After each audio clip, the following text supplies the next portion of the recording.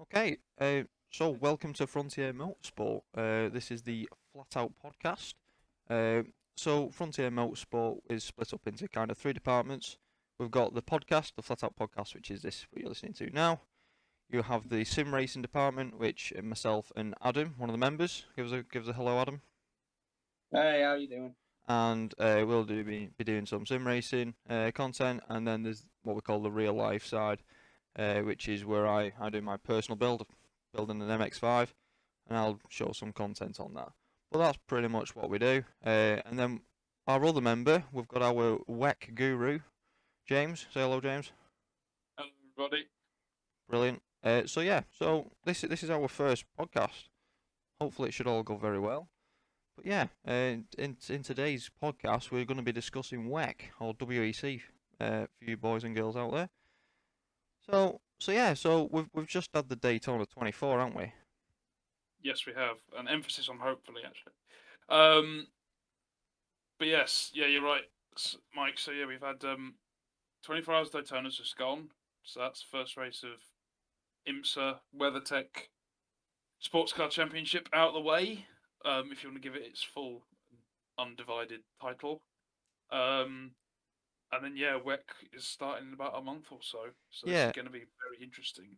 yeah. I always see Daytona 24 as kind of like a taster for the WEC season, really, isn't it? It's where you get to see some of the cars in action. It is really. It's like their testing ground to make sure everything's ready for the WEC because there are a few of them, aren't there, that join Well, yeah, the first round of IMSA just so that they can get it all figured out. If you want, then as well, you got to remember that way back many centuries ago, they were on the same roster. oh right, Okay. You did Daytona, and then you did Le Mans. Yeah. right. There was exactly. It was they were split, but at the same time, a lot of people would still do progress from one to the other. And actually, if I'm off the top of my head, I think Le Mans may or may not have actually been on the F1 calendar, the Formula One calendar. Really? Right. Yeah, I never knew that. yeah, because half the teams were competing in Formula One at Of the same course, time. yeah. So all Mercedes were, all the old Mercedes were, all the Auto Unions, the Bentleys, the Bugattis, all of them were. Got a So Auto Union, we're going back that far. well, all right, and fair back enough, in the but maybe 50s, not that far. But I don't think Daytona Beach was a thing in when Auto Union was around. But obviously they then became Audi. So, Yeah, yeah. So yeah, but yeah, I mean, I think if my information is correct, we've seen two WEC teams run, or should I say, two WEC manufacturers compete at Daytona, them being Porsche and Cadillac. yes, yeah, you are correct. Yeah, the Cadillac VLMDH, the lovely, lovely naturally aspirated V8 of the Cadillac Racing. This is where there's a divide in the room. Oh, I don't like grunty V8s. I much prefer really? a yin yang spinny thing with a Oh, big old turbo making screamy noises, like the okay. Mazdas and all that, the rotaries and Well. I mean, I'll give you a rotary. I do literally have a model of a Mazda 787B sat on my wall, so I'll give you a rotary. I mean, But I've met Johnny Herbert as well, so obviously I've got to be a fan of that anyway. But oh yeah, yeah, of course. there's nothing like the sound of that 787B. It's just Yeah. Oh my god, it's mind-boggling. It stirs the soul as well yeah, as your eardrum. yeah. So on a bit of a tangent there. So back to IMSA and Daytona. So the kind of your podium was Acura, Cadillac, Acura. Uh, I've got it up here. Apparently, it was Meyer Shank Racing, so Acura, and then Wayne Taylor Racing, Acura, and then Cadillac. Ah, right. So So it was a 1-2 Acura. it was a 1-2 Acura. Ah, right. However, oh gosh, you're gonna love this, you two. The fastest lap. What do you think the fastest lap second had? What do you mean? Like the fastest time that the second place So, driver? so the first, So first, position 1, Yep. which was driven by the Acura ARX dash 06, driven by Tom Blomqvist, Colin Braun, Helio Castronovo. Helio Castroneves, the IndyCar driver. Yes, that's the one. And then Simon Pagenaud. Number of laps completed 783. Their fastest lap was a 1:35.616. Mm-hmm.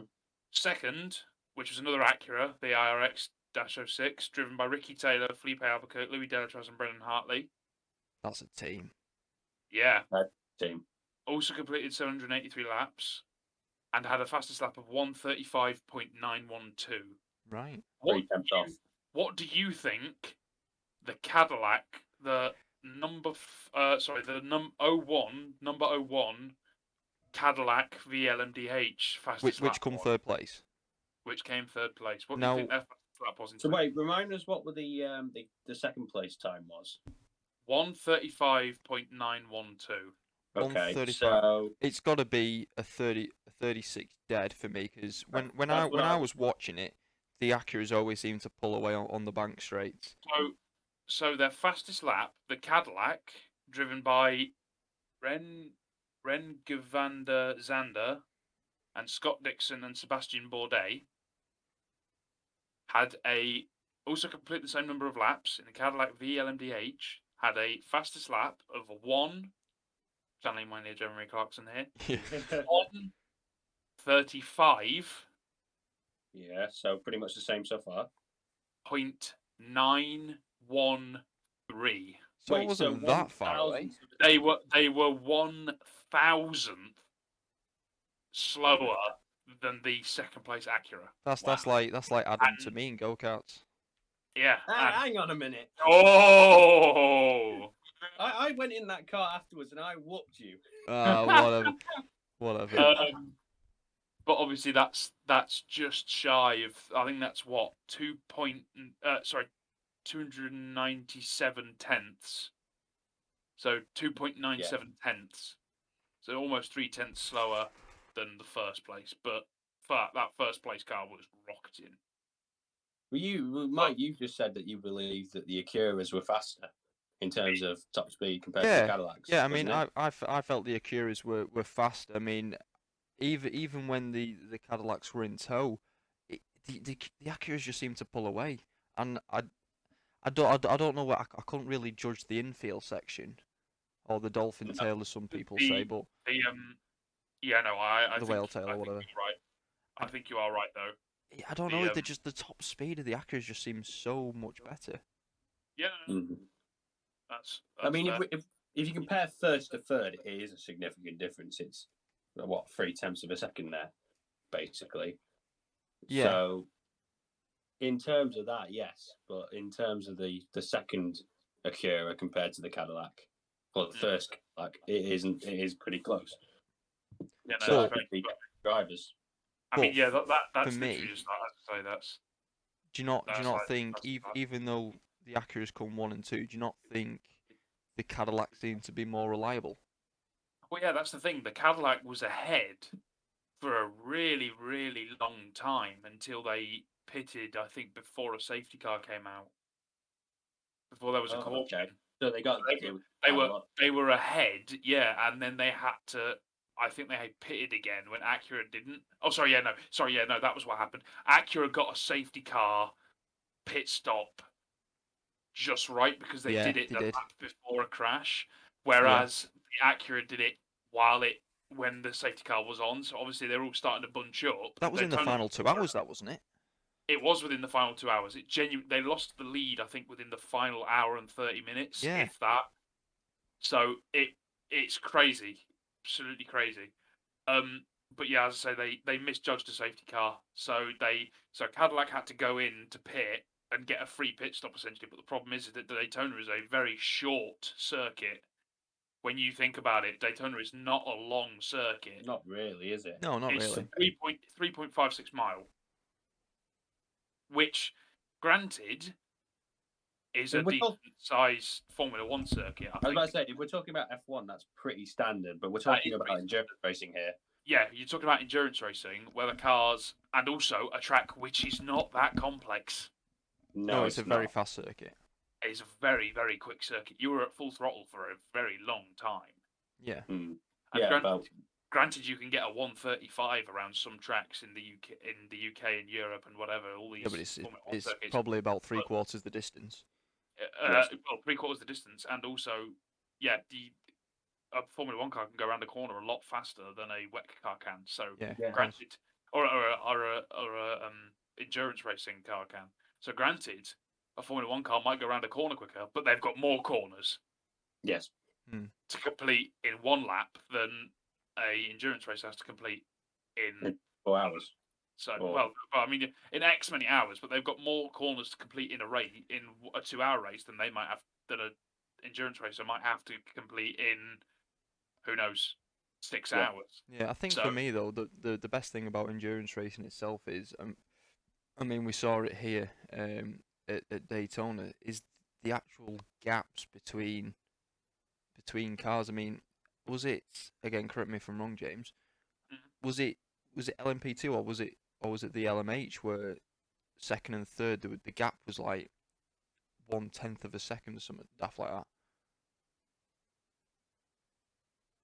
Looking at the 16 thousandths of a second finish. That was LMP2. Oh my god, yeah. So here you go. LMP2, it was 16 thousandths. 16 thousandths. I believe it was. It was second and third, wasn't it? Oh, was it third and fourth? I think it was. No, that was the LMP2 class, wasn't it? Yeah. It was LMP2. It was a win of LMP2. Yeah. Win. And it was 16 thousandths of a second. Well, that's what I mean. It's a 24-hour race, and it's still come down to less than half a second. I'm sorry. I'm a Mercedes Formula 1 fan. Comments come at me all you like. I don't care. But regardless, there will be nothing that tops that feeling. Like winning by that much. Granted, you could be Lewis Hamilton on the final lap of Abu Dhabi 2021. Yes, I brought it up again. Shut up. Don't bring that up. No, well, I have to. But granted, that's disappointing, and you've lost it on the final lap. But racing for 24 hours straight, and going over the line in a photo finish where you're separated by 1.6 hundredths of a second. You can't even blink that fast. No, I mean to look at your standard F1 race, if we pick a random event, the races are usually an hour and a half long, aren't they? And the leader, whether it be Lewis or Max, are usually ahead by over 7 seconds, over an hour and a half, not 24 hours. Yeah, and depending on the strategy situations as well, it can be even more. But even your podiums for other classes, there's so close. I mean, to be on the same lap is amazing. You can't tell me that that's not something mad, something that you can't just feel. No. Outwardly, you feel that like genuinely hit your soul. The fact that imagine being those drivers, you race for 24 hours, and it comes down to the final lap. It comes down to the final lap, the final turn, and let alone the final. I want to say the final 30 centimeters. I thought you were going to say straight. Yeah, well, the move basically come from the bus stop chicane. I turned my camera on with I've got just tape measure sat next to my desk because obviously I'm an engineering student. And I've literally just put up like 30 centimeters, just like on this tape measure. Separated it. That's it. Length. That's 30 centimeters at what speed? 30 centimeters at nearly 200 mile an hour. Yeah. Like 190 mile an hour, if not more. And like, it's mad, I think. You what? you what? But it's also like it's just as we were saying, like Formula 1, an hour and a half racing. A lot can kind of happen in that hour and a half, but in 24 hours, imagine putting all your effort into something like that. Yeah. And then having it, in this case of the second place LMP2 driver or team, you've lost it all after all that hard work by 16 thousandths of a second on the line. I'm trying to into that last lap.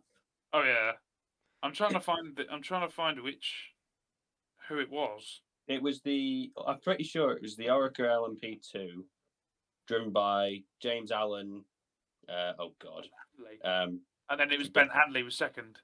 Yeah, Ben Handley was second in the crowd strike Yeah. racing. Yeah. So here it is. It's a 1:30. Oh, this is interesting.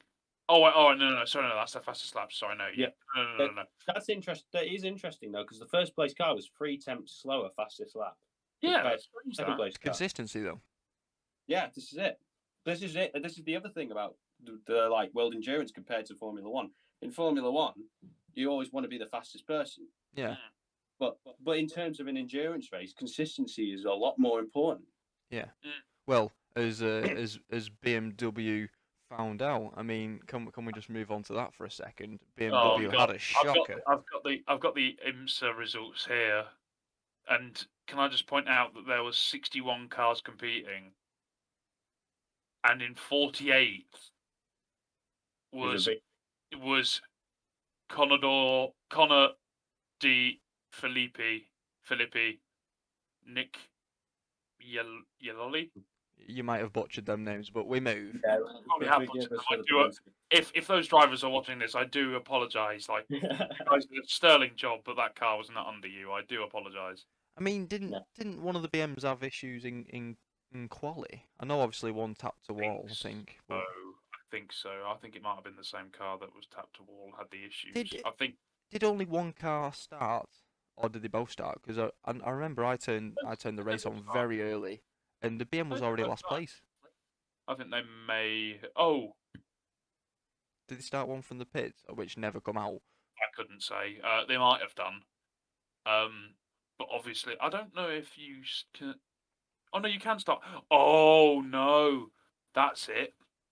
So basically, because endurance racing does a rolling start, because there's that many cars on track. Yeah. You have to wait for them to do the entire. The first lap, yeah. The entire. Well, no, not the first. Is it the first racing lap or is it the formation lap? What is the formation lap? Oh, I don't know. Anyway, I know. I think it might be the first racing lap because I saw the. Yes, no, it is the first racing lap because in Le Mans 2020, I remember this. Le Mans 2020 or 21, the IDEC Sport cars, 2 LMP2 cars, had crashed. One had an issue and failed to qualify, and I think maybe the other one had a severe incident. And Patrick Pilet, I believe, had had to step in to replace the driver who had been hurt and taken to hospital. Bless him. They were out on the formation lap, which obviously at Le Mans is a 4-5 minute long formation lap. Yeah. When you're going at 60 mile an hour. But then they pulled into the pits, went on the pneumatic jacks, had the tyres taken off, whilst everybody else went full throttle for a lap. So 3.5 minutes later, brand new hot sticky tyres went on, dropped them off the jacks, went down the pits, and they were racing. But obviously LMP2, they were through the field in no time. Yeah. Yeah, but so what was the crack with BMW then? I think that may have been, as you say, they may have started from the pit lane. But then they mustn't have been out long because they were still behind all the GT cars after the first hour. Oh, you see, that's interesting though. Their fastest lap, that 48th place BMW had the fastest lap of a 1:36 dead. So it's not far off the leading pace. It's not, but it's around the same the other BMW as well. It's faster. It's actually 36 dead. It's actually faster than fourth. It's 8 tenths of a second faster than the other BMW. It's 8 tenths faster, but also in a fastest lap, if it was a 1 lap shootout with that lap time around Daytona, it would have actually placed fourth. Yeah, but like we say, the biggest thing is consistency, which obviously didn't go their way. Yeah, it's because you can set as many fastest laps as you want, but the point is that if you're not going to be consistent, you cannot survive. And again, I think this is a perfect example. BMW set a pace, or sorry, a lap time which is capable of a third, fourth place finish, and they've not finished. They finished 4th. It's Well, you can't Well, really class that as a finish. no, but I know what you mean. It's exactly as you say. Their pace was great, but obviously there's teething issues there still. Oh damn! I've just seen the fact that one of the Ferraris can. Oh wait, is this a Ferrari that crashed? Oh boy. Was it the number? Oh, in the Was it in the GT program. Was it the number 47 Ferrari 296? Yeah, I don't know. It's saying it had 44 laps completed. Oh, that's the bit tragic. which let's be honest is the first half an hour. At 1 minute Yeah. 30, you're talking half an hour. I mean, the next Well, one was 89, and that was an MP3 car, which I think crashed. That must have had a serious crash. So how Yeah. many laps did the BMW complete then? What that last 48? place the 48 that completed 652 laps. So that was a runner. It can. Yeah, it was running. It was running at the finish. 652, and 703 laps were completed in total by the leading car. How? Yeah, no, they were all running. They were all running by the end. Because every time I looked, that BMW was near enough at the back of the pack. So I don't understand. I mean, Unless it only started 20 laps into the race. I mean, it may have just had issues. It may have just had actual mechanical issues. So it had to be repaired. Because obviously you're allowed to repair in endurance racing. I think. Oh yeah, of course. To the end. If it's as long as it's more than 3 hours to the end of the race, then you're allowed to repair it. But if it's less than 3 hours, you can't. Yeah. Depending on the severity of the incident. Right then. So anyway, apart from that, we've discussed obviously Le Mans hypercar group. We've briefly talked about the LMP2 shootout at the end. Was there much excitement from the LMP3/GT classes? As far as I'm aware, I couldn't tell you. However, in GTD, so Grand Touring Daytona, as it's called now, Yeah. Which is essentially your GTE class in WEC. I believe it was the WeatherTech AMG had a fantastic result. They were absolutely over the moon. They had a fantastic result, the WeatherTech boys. I'm trying to see if I can find it now. GTD Pro, yeah. Jules Gounon, Maro Engel, Cooper McNeil, and Daniel Junkadea. Junkadea. They had a sterling performance. Because that, I believe, is maybe Mercedes AMG's first endurance win for a long, long time. What, including? Well, I was going to say including Le Mans, but Le Mans always been Porsche or Ferrari, hasn't it? I mean, they did compete. Mercedes Yeah, but they didn't take a win though, did they? Yeah, they did. Did they? What year? Yes, they did. Hang on a minute. I want to say 1990. So it's been a while. It's been a long while, but I'm pretty sure it was about 33 years now. Yeah. Hang on a moment. I've got a picture of this somewhere because I really want a picture of it. Oh no, sorry, I'm wrong. 1989, Sauber C9 Mercedes-Benz. Wow. Isn't that the one that flipped? I was going to say that's the CLK. Oh, okay. Right. That was the really long, lovely, long tail one. The one that was competing against the Porsche 9. I was going to say, was that the Porsche Strassenwerk? Is it called? I couldn't tell you. All I know is it's called in 1998 it was the Porsche 911 GT1. Yeah. Which is the really long, lovely, long tail version. I believe that the CLK GTR, the Mercedes CLK GTR flipped, the one that took Mark Webber actually upside down, even though he's Australian. I was going to say there's a lot of jokes about that, saying what it means to be from the down under, and it was just videos of.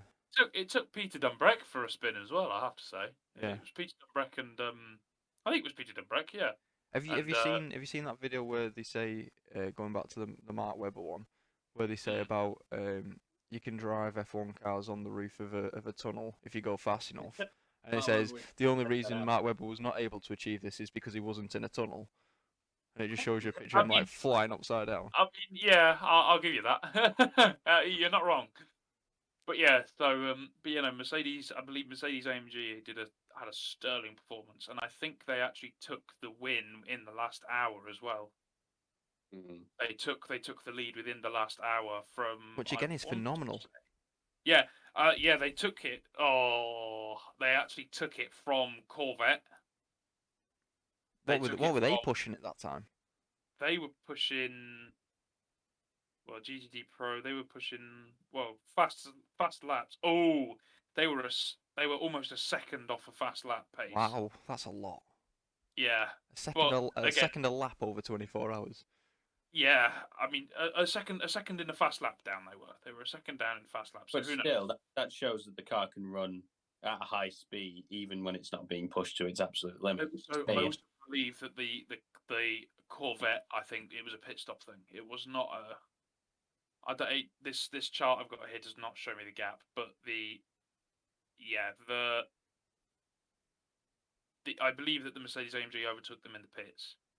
It was not an incident. The Corvette was not found to be illegal or disqualified. It was simply a pit stop overtake by the Mercedes, and the Mercedes did not wait around.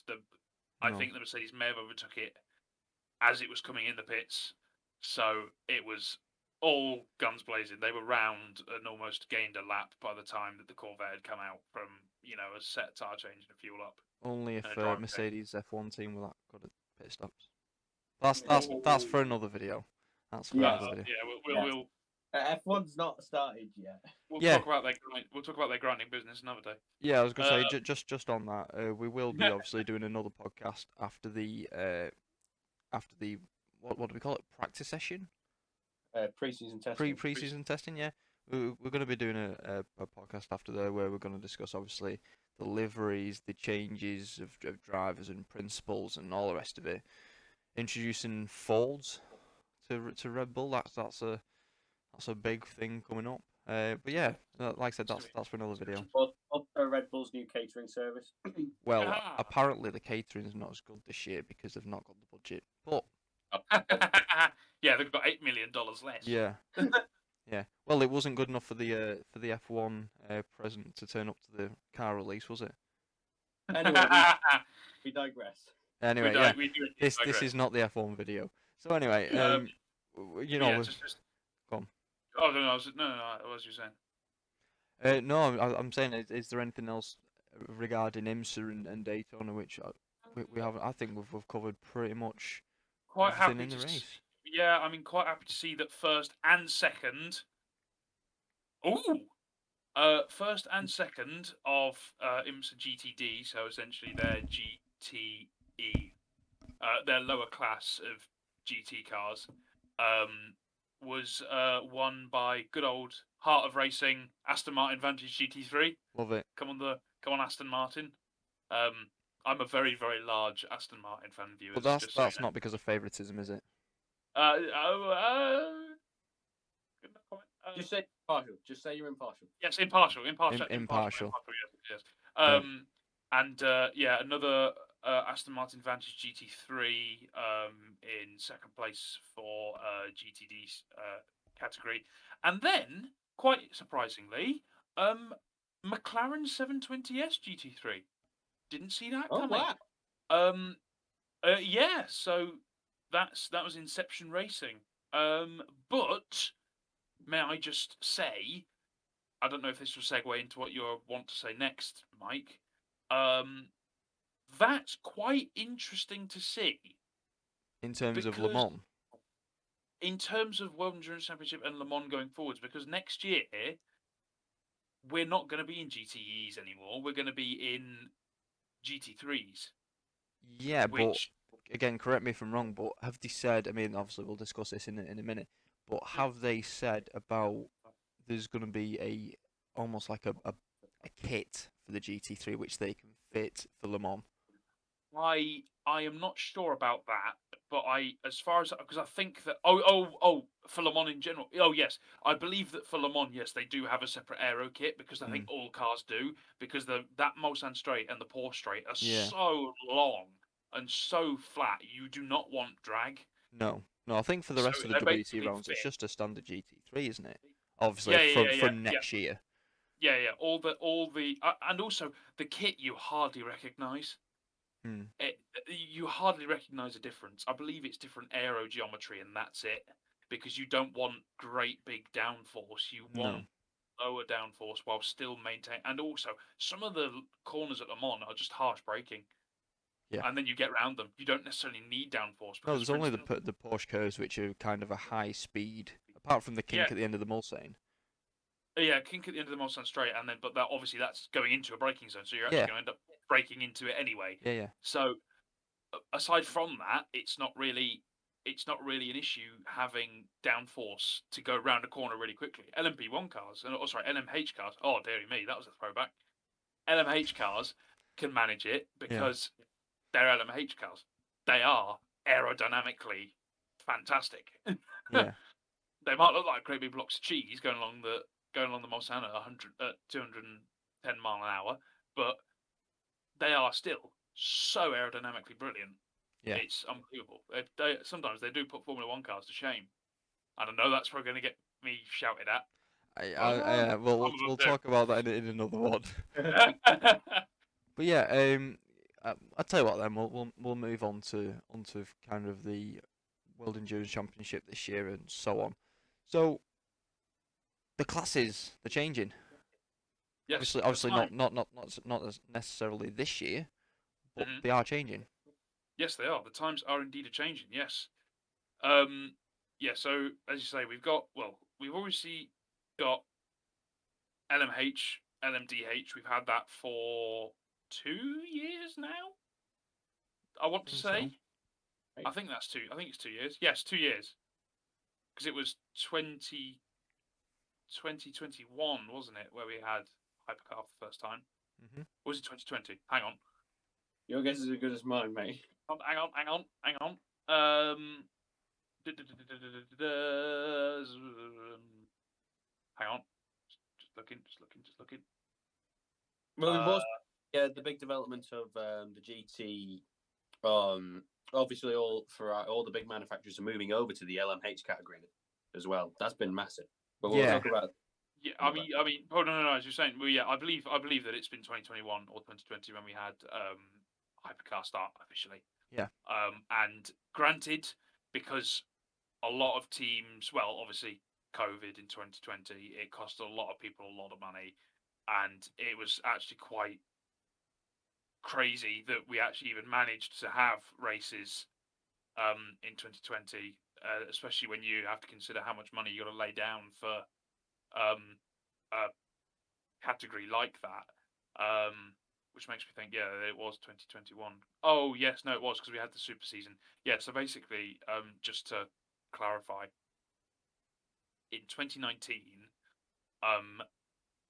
the World Endurance Championship was doing their regular season, but then when COVID hit, they decided they would make it a super season. So they actually put 2 seasons worth of races, except I think the back 3. So they did, I think it was Silverstone, 6 hours of Silverstone, Spa, Le Mans, Fuji, stopped, and then did, I think it was at that time, Spa again, Le Mans again, and then they did the rest of the races. So that would have been Fuji, Monza, Bahrain. Yeah. Right. So not necessarily in that order. I can't remember what order it was in because I can't remember off the top of my head. But I believe that's what they made into a super season to get, because Le Mans was in September. Yes, it was much later than normally was. Yeah, which is quite strange for Le Mans. Really, there was a big difference in terms of conditions because obviously it's going to be a lot colder. Oh yeah. 2020 was a very wet race. a very. I think it didn't. They had an extra formation lap. I think. I mean, it's France in autumn. Yeah, I mean, says it all, doesn't it? Yeah. You don't need to know much more. But yeah. So it was quite crazy. But yeah, no, it was man, what? I mean, it was fair to say what a crazy couple of years it was then. But yes, so now getting back on point. Sorry, Mike. That's fine. Getting so now we're at a point where manufacturers have spent their time looking into it, weighing up whether it's viable, leading up to the 100-year anniversary of Le Mans, which is going to be huge. Yeah, I for think this we're going to sport. discuss that later on, but yeah, it's going to be absolutely massive this year. Yeah, crazy. Yeah, but suddenly now we've got loads of manufacturers in the top class because it's cheaper, for one. So LMH is actually cheaper than LMP1 was. Wow. There's actually a lot of freedom, considering, compared to Formula One. That's another thing. Well, yeah. Well, genuinely, it's like... No, right. What are you going to say? Oh, no, I was agreeing with you. Oh, yeah. So there's like more freedom than Formula One. So it's like granted, not in terms of like spectator, from a spectator's point of view, but as in like, for instance, you can use whatever engine you want. Yeah, the as long regulations are as more free. exactly, there's a lot more for you to develop and have a look at. And if you know that something works, you can use it. You don't have to adhere and put the money down to get something you know may not work Yeah. to work. Well, I mean, look at Peugeot this year. I mean, we'll talk about it later on, but they're not running a rear wing. Exactly, they But did they did that last year, and it worked really well. It works. It really works. But it's like Toyota still run a V4. Yeah, they run a V4. What litre is that? I think it's 1.6 litre.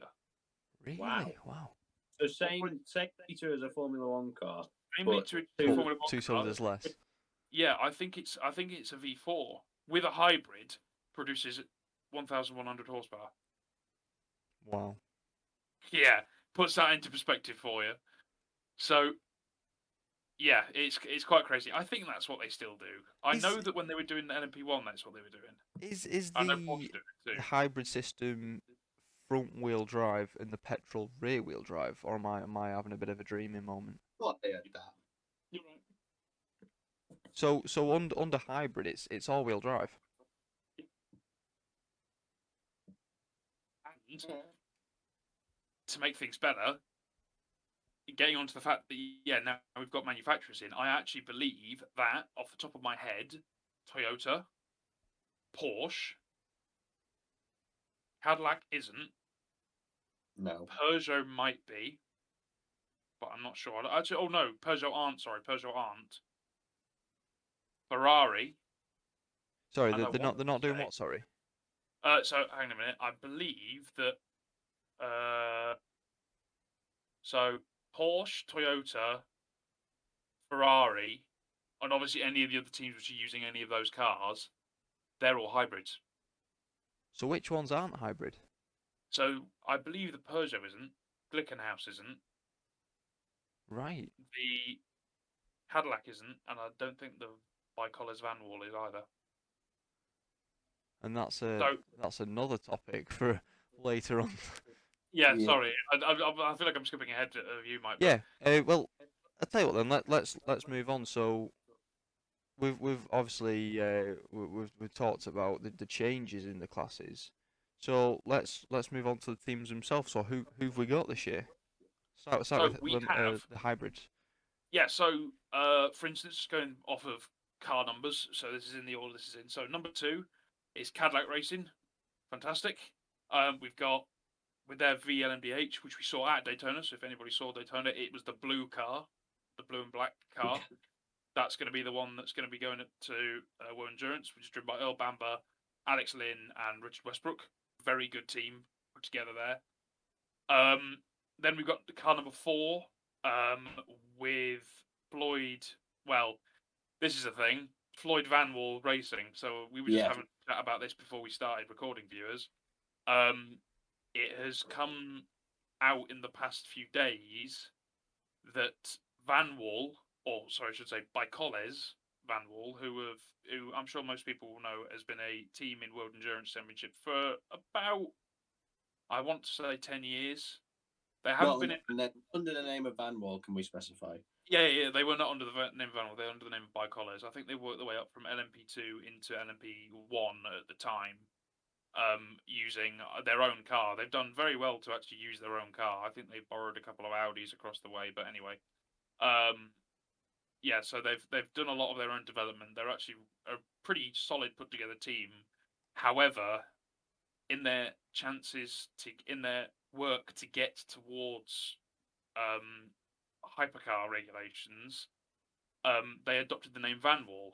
Who anybody who knows anything about Formula One will know that Vanwall were a sports car and racing team many years ago.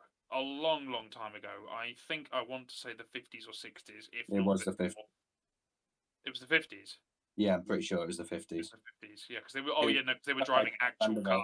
Weren't they? Oh, They were driving actual cars before they became, the computers. the really thin, small little missiles with wheels. But yeah, so it's come out in the past few days that their lawsuit, which was filed against them by the European Office for Intellectual Property, which essentially manages like someone's Copyright. rights. Yeah. The rights that a company or a brand can have to themselves. So, for instance, if I was to say, "Oh, I have an idea," and I patented it, and I had the legal rights for it, if Mike or Adam came along and said, "Oh, I want to use that idea and I'm not going to tell him about it," I have the legal obligation to sue either of them for however much money I feel like I'm owed. So, essentially, what has happened is that Bicollars adopted the name Vanwall without the proper legal documentation for it, and now they have lost it.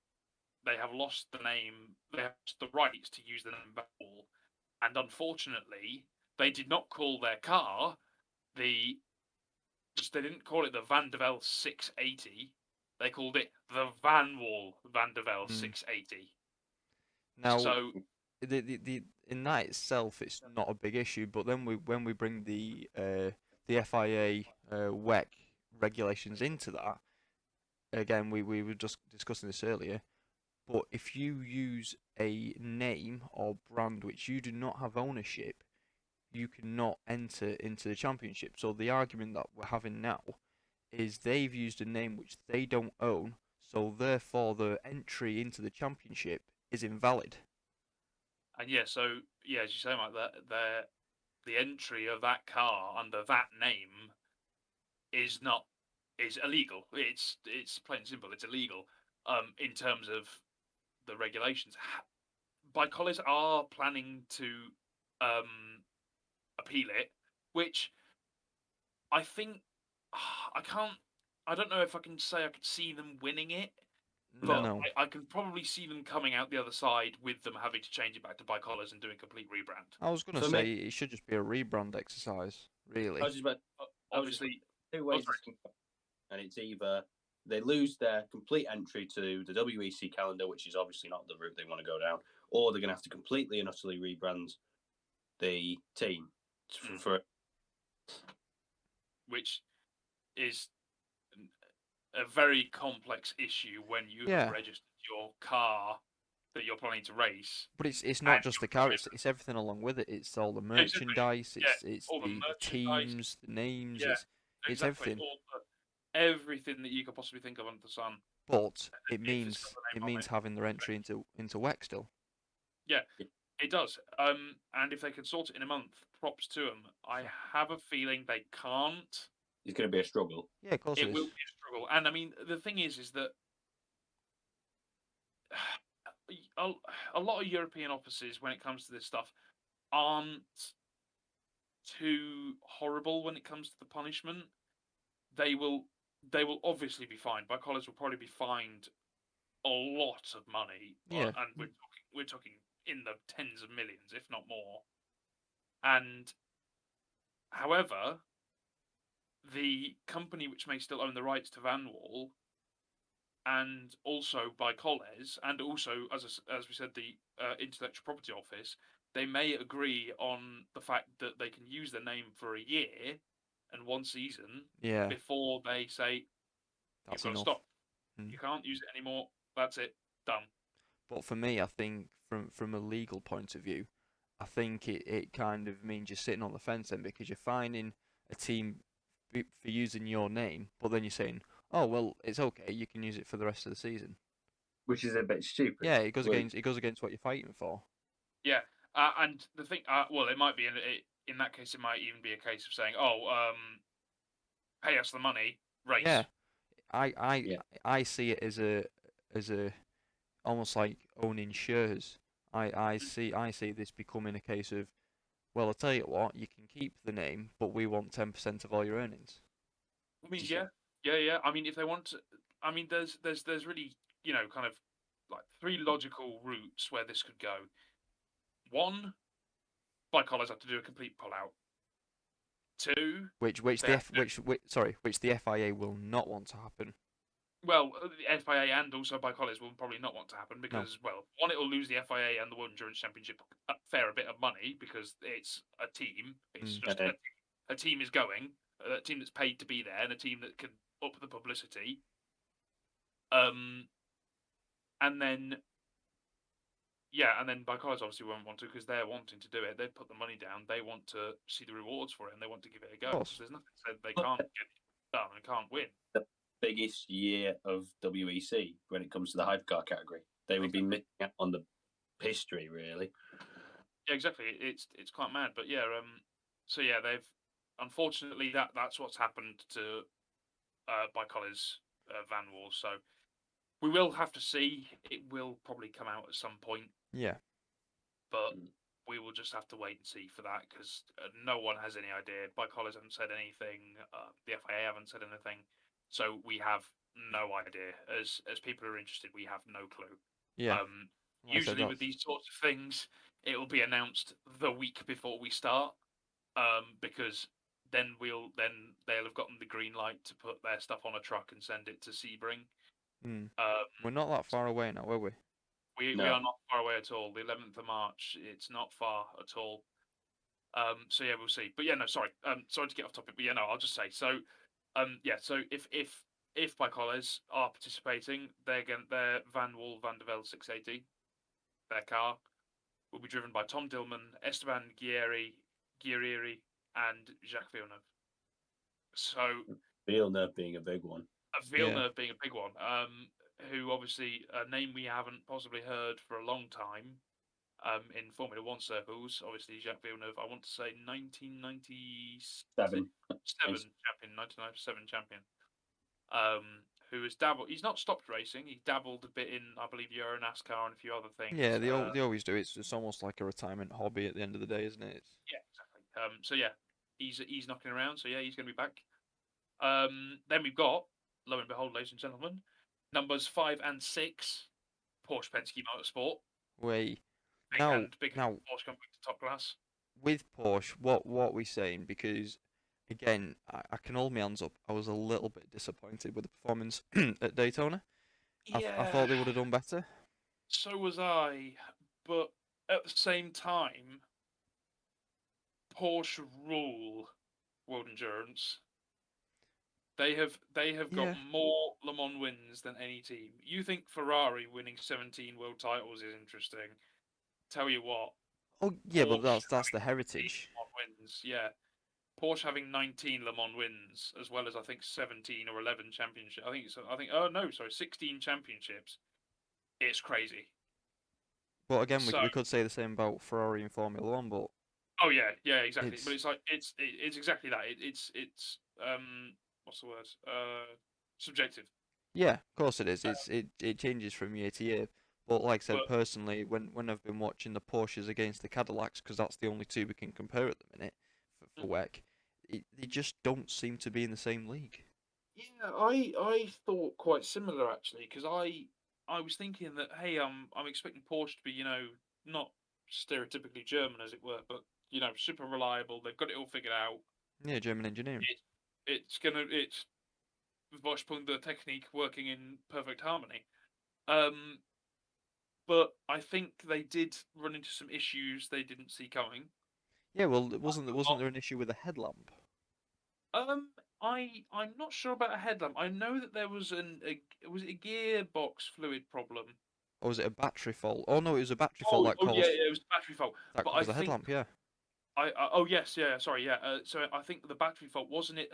They burnt through a wire. They melted a wire. I don't know the ins and outs, but all that I know is that there was a headlamp failure which was caused by a battery. Oh right, okay. Yeah, and it involved them swapping the battery. Yeah. Right, okay, yeah, okay. In that case, then yeah. So, but the thing is that battery isn't made by Porsche. That But battery, still, that battery is made by an outside company. I actually believe it's Williams. but even still, Yeah, funnily enough, who'd have thought? Yeah. But yeah, you would expect Porsche to have it all figured out. And granted, they've probably seen that issue and gone, look, we know what's wrong. We've sorted it. We're going to be fine. And it is very, very short-sighted to say that Porsche will not sort it out. No. Because they will. It's Well, Porsche. even Because if we take reliability out of the equation, I don't think the pace is there. Well, I'll be honest with you. The last Le Mans win that Porsche had was the final year they were competing. So, in terms, They competed again. Was it Sorry. 2017-18? so their last win was 2017. 17. Because it was the 919. Yeah, it was. Porsche 919, and I want to say that the Porsche 919 in 2017 was the last Porsche electric car. So they've been away. They've been away for about 6 years. So it's a while. But still. Yeah. But for context, yeah, they won 3 years on the trot between 15 and 17. But can you So, see? But can you see that correlating to the performance in Daytona to WEC? Can you see that the do you envision Porsche doing well? I do envision Porsche doing well, and I think this will be a very, very close. Not by just because of volume of cars, with the potential to win because of endurance racing's completely and utterly unknown nature. You can't predict endurance racing. You No, of never course ever. not. But don't forget we've got the introduction to so many different teams now. So Yeah, exactly. not only are the how do I say, they're not coming back as veterans in a way. They're starting from a clean slate like the other teams, but we've then got the likes of Toyota, Glickenhaus, and well, not Alpine because they've pulled out for this year, but we've got these cars which have got the experience within these hybrid systems. Yeah, exactly. And so they will probably have a lot of data, but so will Porsche. Porsche have got a Yeah. lot of old data, which, granted, it's not as good as new data, but still, old data will give them a lot of information. And also, something to remember is that they've still had their factory GT team this entire time. So Yeah, even a bit of a contrast. There's a bit of a contrast between GT cars. Yeah, I Yes, mean yes, the RSR was for me, I think, the most superior GTE car. oh my goodness, man, it sounded phenomenal. By far, it was one of the Yeah. best GT cars, GT3 car. Sorry, GTE cars going. I mean, let's be honest, it wasn't exactly a large field, but No, but again, So- it was obliteration of the competition. oh yeah, no, it flattened everything. It flattened everything in its path. But yeah, but what I'm meaning is that the entire data in terms of how a car will behave, not the exact numbers, but the behavior of a car through the Porsche curves, through Yeah. Arnaz, through Eau Rouge, through whatever corner it is at Fuji Speedway, through the first chicane at Monza, through the hairpins at Bahrain. They've got the data there where they can then use to give them a good starting point with the 963 with their LMDH car before they then go to their test sessions, their practice sessions at the circuits on the weekends, and then go, right, we know that this is how this should be. Let's do it oh, it doesn't work, right? Let's do it again. This works, and then lo and behold, they've got a car which is faster than the Toyotas and the rest of the field. Yeah, yeah. So, I, I, I'm just saying that I think that Porsche are going to do something not necessarily super special, but they are going to certainly knock some people's socks off. Contenders. They're going to be up there. I think it's going to be certainly close. Maybe not easy to predict, but close. See, that's one thing that I'm liking about this year as well. We're not just seeing three teams, or sorry, three manufacturers. We're seeing how many is it? 1, 2, 3, 4, 5, 6, 7 manufacturers. 7 manufacturers. In Hang the on. prototype. Oh, in the Is it? hypercars, sorry. Oh no, 8 including Isota. 3, 4, 5, 6. It's 7. Sorry, yes, it is 8, including Isota Fraschini.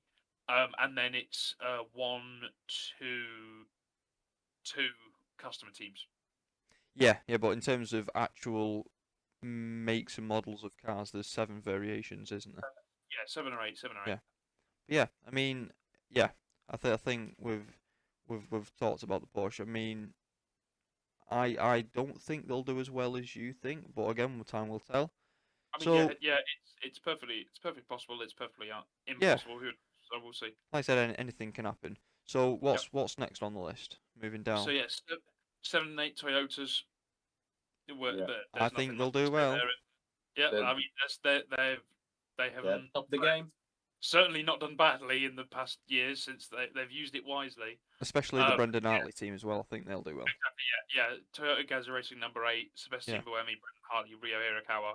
It's a team. Absolutely incredible team that they've got there. That's the number 8 car. They're going to be the ones to watch. I know Yeah. that Mike Conway, Kamui Kobayashi, and Jose Maria Lopez, they're good, but I tell you what, that number 8 is phenomenal. That number 8 runs. It is very close, though, the competition. I mean, there's not It been that much of a really difference close. between the 7 and 8.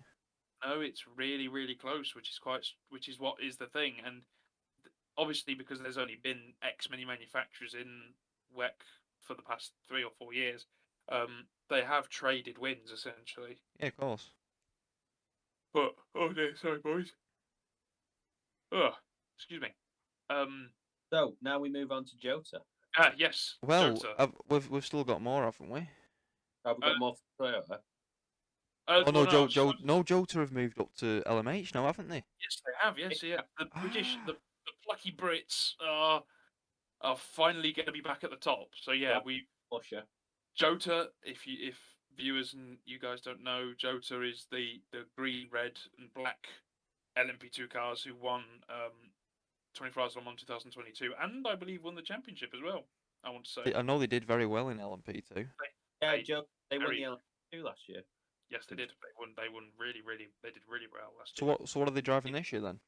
They have been. They have acquired. I don't know the specifics, but they have acquired a Porsche 963.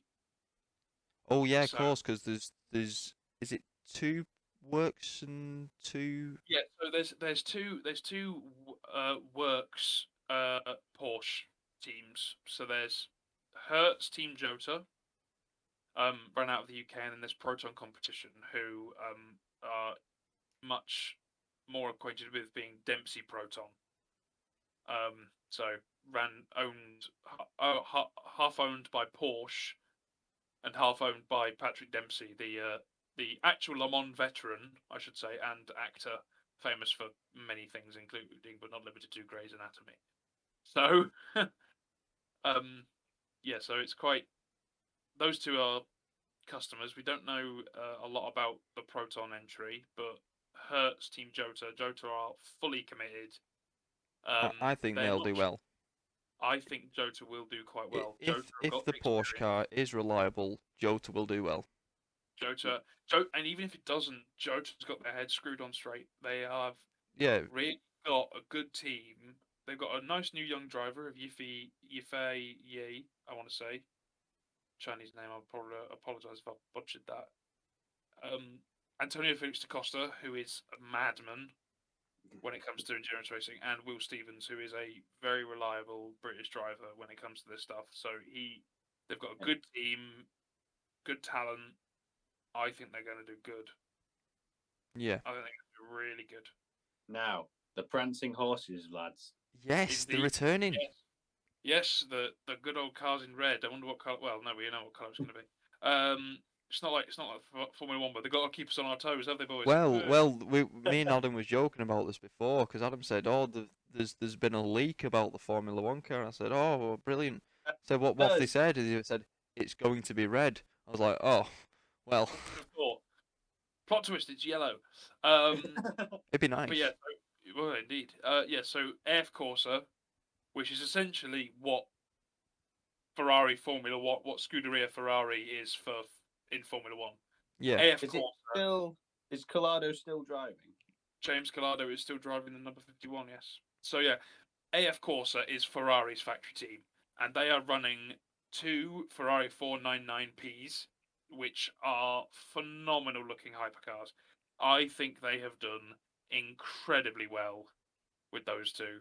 Yeah. I think they look fantastic, and I think they're going to be really, really competitive. I hope they do well, but again, And you'll be pleased to know, I do not believe they're going to be exceedingly Italian about this, because the last time that Ferrari was at Le Mans, Enzo Ferrari was in charge.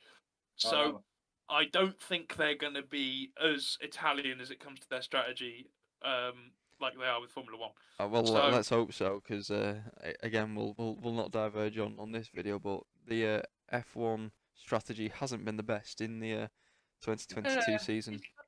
I think you can say that. So I will present this question to the group though. Do you think Ferrari is going to take on the likes of Toyota at the top? No. Do you think they're straight away? No. I'm not sure, because something I actually forgot to mention up until this stage has been balance of power. Mm-hmm. So essentially, during the lead up to the World Endurance Championship season and individually each race, the cars get balanced. So they are individually homologated, depending on each car. They are individually homologated to match whatever other car. Yeah, I think is it based on the weight? Is it? I believe it's based on the weight. Yes. Yeah. So a lot of cars are homologated to a certain point, with options for either detuning or uptuning to be implemented. So, for instance, let's say that the Toyotas are detuned to accommodate for a certain weight, but whereas when then it comes to their balance of power, they can actually uptune it again because there is a car that is at a higher level who perhaps weighs less. Yeah. So they have to then accommodate. So let's say, all right, I weigh more, so I've got to have more horsepower. Yeah. I weigh less, so I've got to have less horsepower. So the one that has less weight has to Have less have power. ballast added. So have more ballast added. Yeah. So, and then the one that has more horsepower has to have a little bit less weight if possible. So it's to get the field to be a bit more balanced. And this is something we haven't talked about actually, and I should have really been saying. Some of these cars might actually end up being really close because of their balance of power. But I mean, as much as I wish for it to happen, I don't believe there's going to be a 13-way fight in the last hour for kind of you. I don't think so either. I certainly think it will be close. So let's say that maybe 5 or 6 of them are in the same lap. I'd be happy with that. I would also be happy with that. 5 or 6 of them within the same lap. Maybe 2 or 3 crossing the line maybe within a minute. But going back to Adam's point, do you think Ferrari will be in them 5 to 6? I don't think they will. I want to say yes, though. I've just got a good feeling. I'm going to say yes. They've got good drivers, really good drivers. They have got they've got this spot on, and I mean really spot on with the drivers they've chose. They have immediately gone for not new drivers. There's one new driver, and it's Antonio Giovinazzi. But let's be honest, Jesus got experience. is coming to Le Mans. Exactly, but I mean that's the point. Antonio Giovinazzi is actually not a bad driver. He's not. I just hope he can do the same as your likes of your God, I've completely forgot his name. Toyota. Brendan Hartley. Brendan Hartley. Yeah. He didn't have a good season in Formula One. Neither Yeah, did but yeah, Giovinazzi. But but Brendan in Hartley had WEC, oh my God, he's phenomenal. Yeah, exactly. Brendan Hartley had 5 Le Mans wins before he even touched the steering wheel of a Formula One car. Yeah. It goes to show, doesn't it? But anyway, so yeah, I want to say that Ferrari are going to do quite well. They've got good drivers. They've gone straight to their GTE Pro teams, not gone out looking for new drivers. They have literally gone straight to their GTE Pro teams and said, "We're making a hypercar. You're driving it." Yeah. So they have got Antonio Fuoco. They have got Miguel Molina. They have got Nicholas Nielsen. They have got Alessandro Perguidi, and they have got James Collado, who are phenomenal drivers. Yeah, and they are. I think they're going to put those two cars right up the front. If we're going off that logic, could we? I mean, I hate to use the word assume, but could we assume that the GTE Ferrari won't do as well because there's not as experienced drivers in there? Well, I think that is a fair assumption. I will give you that. But I am also inclined to say that the drivers they have got for the 488s in there are also quite good. I think they are up there as well. I would want to say they're almost their reserve drivers for the GTE Pro. Yeah, I mean they're gonna have reserve drivers, no doubt about that. But I don't think the quality will be like, especially if you've got the Porsche RSR, then they're gonna be on their A game, and will Ferrari be on their A game? I want to say yes, but I could be wrong. I mean, it will all remain to be seen in that front. But yeah, I want to say that the actual Ferrari hypercars are going to do really well. I really want to say that. Yeah. And yeah, so moving on from that. Yeah, sorry, go on. So yeah, no, it's all right. So we've got the 93, 94 Peugeots. Peugeot again, no rear wing, the Peugeots only again, car. yeah. Exactly. What are they like? What? Sorry to interrupt. What reliability? What are they like, Peugeot? When it came to their first race at Monza last year, they learnt a lot. And I believe there was a couple of issues they had, but it wasn't aerodynamics related. Their aerodynamics was actually really, really good. They had a fantastic aero package for Monza, and then throughout the rest of the season at Fuji and Bahrain, there was no issues at all. As far as I'm aware. I thought I heard something about them not finishing. One of the cars not finishing in Bahrain. I don't think one of them finished in Bahrain. I don't think maybe one of them I think finished quite far back at Monza, but I believe that those were powertrain related. Oh, okay. Not aero related, which obviously is the main talking point when it comes to Peugeot's car. But I believe that they've ran smoothly. There have been no real issues for them. And they've got pretty good drivers as well. They've got, Paul di Resta, who's out of the saddle bin for a while. He's been out of it for a while, but yep, he's in there. Gustavo Menezes, fantastic American driver. He's done so much in World Endurance Championship over the past few years. Mikkel Jensen, Jean-Eric Verne, hot off the heels off his Formula E career, I believe, or is he still going? He's still going in Formula E. Yeah, he's still competing in Formula E. I wonder if they just give him a kind of like a weekend off. Perfect. Yeah, Awesome. so yeah, that's both of them, and Nico Müller as well. Yeah, there's another one there, but and then you get to Proton competition, and Glickenhaus. So Proton the Porsche, and then Glickenhaus in there, Glickenhaus 007. So, and then that's Romain Dumas, and that's all we know right now.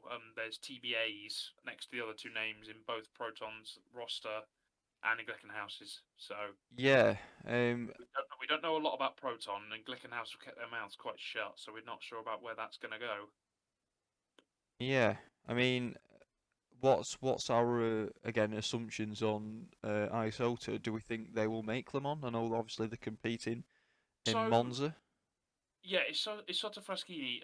There is several rumours, and I believe the team has stated that they're going to try and get to to Spa. Yeah. They're going to try and get to Spa, so it's not too far away. I believe it is. One moment. That's the 29th of April. So they got a while yet, 2.5 months. So nearly 3 months almost, to get there. So they've got plenty of time. They're actually making pretty good progress, really, really good progress, and they're only going to run one car. Yeah. They're not running more than one at this stage, but I believe, having seen something about their Instagram the other day, they have actually got the entire chassis of the car complete. And I believe they were saying something on the lines of the brakes, the engine, and the hybrid system are all in. Yeah, I think there's only another two teams which are running one car, them being Van Wall and Glickenhaus. Am I correct? Yeah, Glickenhaus is only running one. And Yeah, Jota and Proton are only running one as well. But yeah, and Cadillac as well. Yeah. Oh yeah, Cadillac. Cadillac. Yeah, of course, of course. But yeah, so yeah, it's going to be quite interesting to see what Isotta do. I don't know a lot about Isotta as in terms of their history. So that might be one to do a bit of a Google on. But we will certainly see, and it will be quite interesting to see if a privateer kind of private manufacturer, will get up there and wreak some havoc. But we shall see. well, if we're on about the hypercars, we have heard rumours. Yes, we've heard some rumblings. Yes, we've heard rumours that United Autosports might be joining the hypercar category by the end of 2025. Did we hear? Yes, so at the beginning of the 2025 season, we've heard, Mike, that United Autosports Right. are planning to join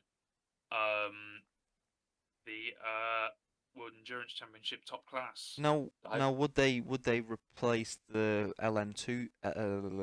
LMP2 teams with that? Ooh, That's an interesting question, which we don't have the answer to. which we don't have the answer to, but I'm inclined to say they would certainly keep one. Right. Okay. Whilst if they were going to run an LMH, they would probably still run a LMP2. Yeah. Because that's the bread and butter, really, isn't it? It's the it's It what is we their like. bread and butter. It is. They are quite set on LMP2. They've done very well. However, we have heard that they are planning to enter top class Le Mans.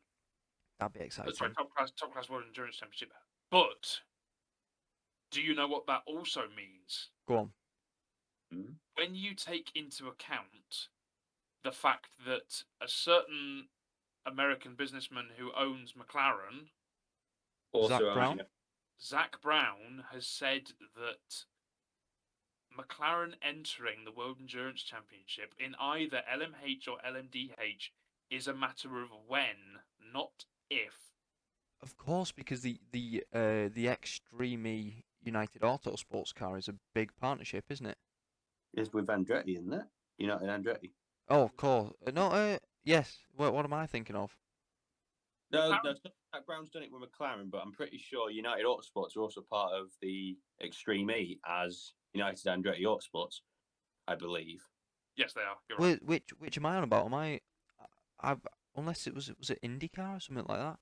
I'm thinking there was a partnership between Autosport and McLaren. United Autosports. I don't think there is yet. But the fact is that Zach Brown owns both United Autosports. That's it. He owns it. Yeah, of course. Co-owns. Is it Richard Dean? Yeah. So Richard Dean and Zach Brown co-own United Autosports. Yeah. And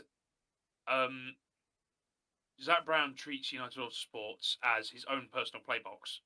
Yeah. So that he keeps a lot of his race car collection there.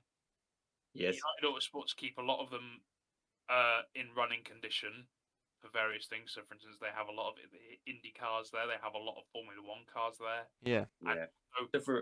So one example, if anyone remembers the bet Ricciardo made with Daniel Ricciardo from Formula One, McLaren driver at the time, made with Zach Brown about racing classic NASCAR at COTA.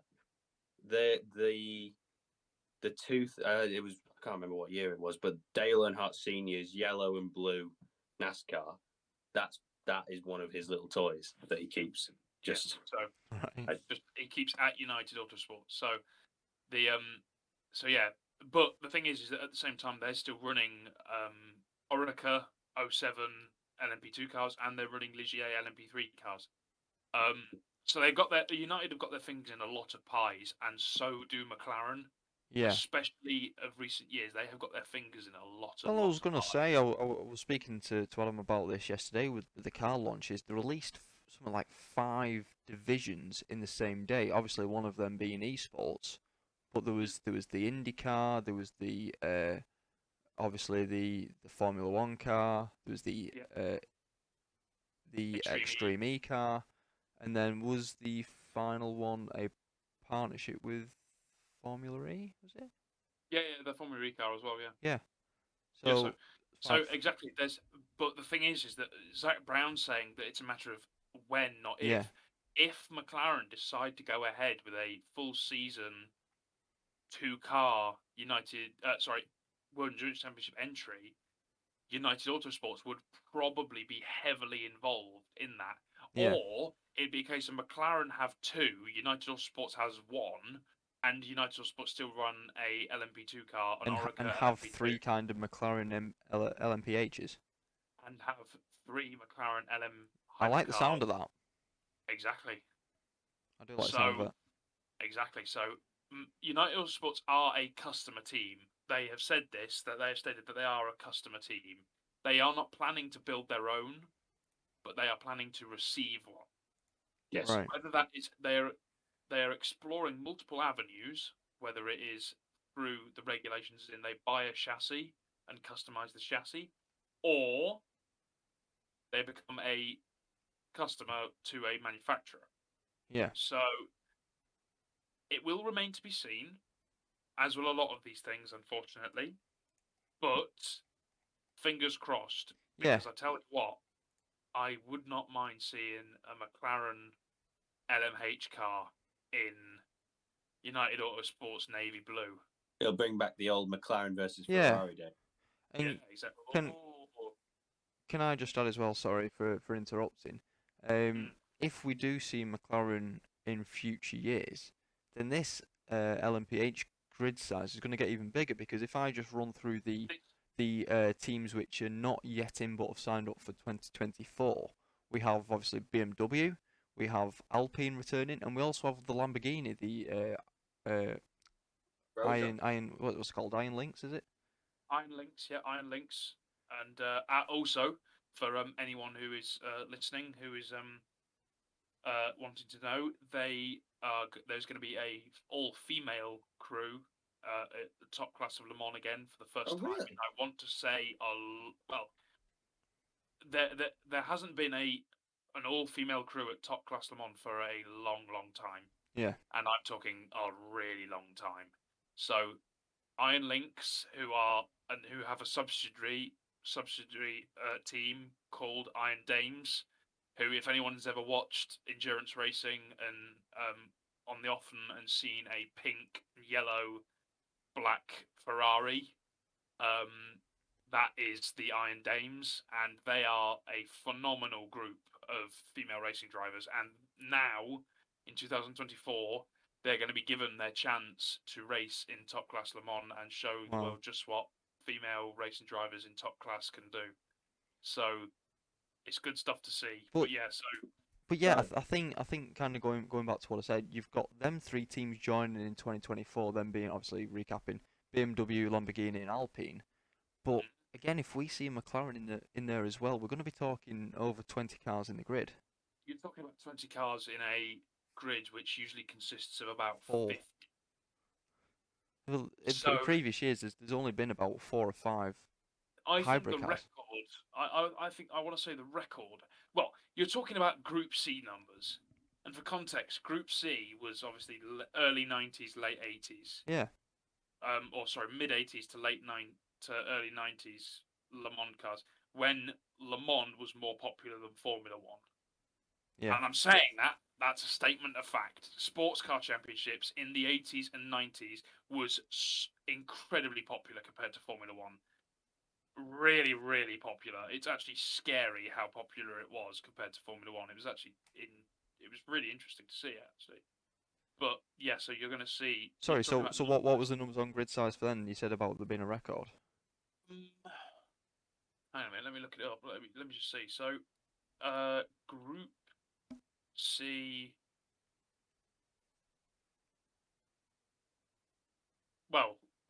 Off the top of my head, I can't. It's a difficult thing to Google.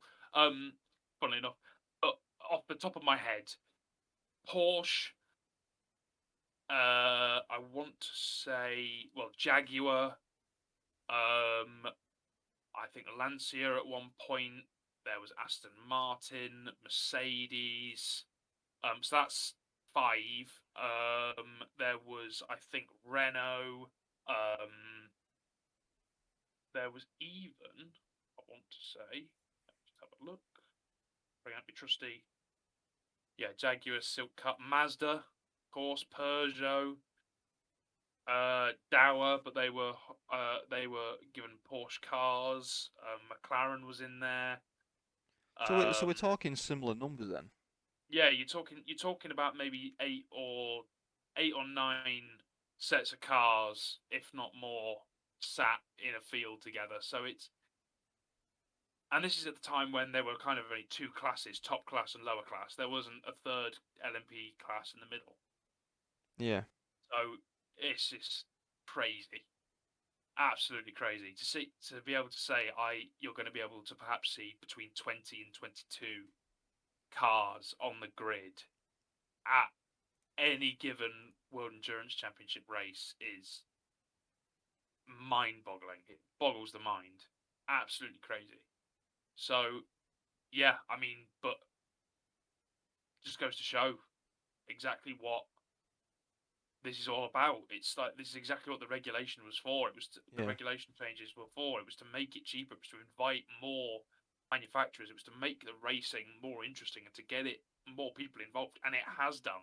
Le Mans this year apparently is going to have a record attendance of 300,000 people. Yeah. Which I know that's rookie numbers compared to how much Silverstone and Cota got last year or the year before, or however many people were there, 400,000 odd. But when you realise that Le Mans has always played second fiddle to Formula One since the late noughties, Yeah. since the late 2000s, it has played second fiddle to Formula One Championship, not Formula One X race or Y race, a certain race. It has played second fiddle to the entire championship. This is mind-boggling. Yeah, and I think we should move to that now. So, we'll not bore everyone with the events before and after Le Mans. Let's just get straight to Le Mans. So, obviously we've said it's such a big year. So obviously we know why. But James, would you like to explain why it's such a big year for Le Mans this year? This year marked 100 years since the first 24 hours straight race of Le Mans was held. So that is a big anniversary. And correct me if I'm wrong, boys, there is no race in the world that is 100 years old. Isle of Man TT, IndyCar, Indy 500. Well, yeah, I wouldn't say there's none, but none of that caliber. None of that importance, but certainly, there's certainly of the Triple Crown, the Indy 500 and Le Mans are up there. Yeah, of course. They are both. Well, one of them is 100, and I think the Indy 500 is nearing 100 years old, isn't it? The Indy 500 is 105, 106 years in now. Oh, I didn't know that. And the Isle of Man TT started in 1904. Oh, wow, okay, yep. In that case, then, yep, they're both. But again, I'm a big Isle of Man TT fan, but I don't think the spectator numbers and the entries was as big as what we're seeing at Le Mans. Yeah, no. Half the people in the world don't even know what that is. Yeah, exactly. You're talking about. I think we're in the range. We're heading towards maybe 70 cars at Le Mans this year.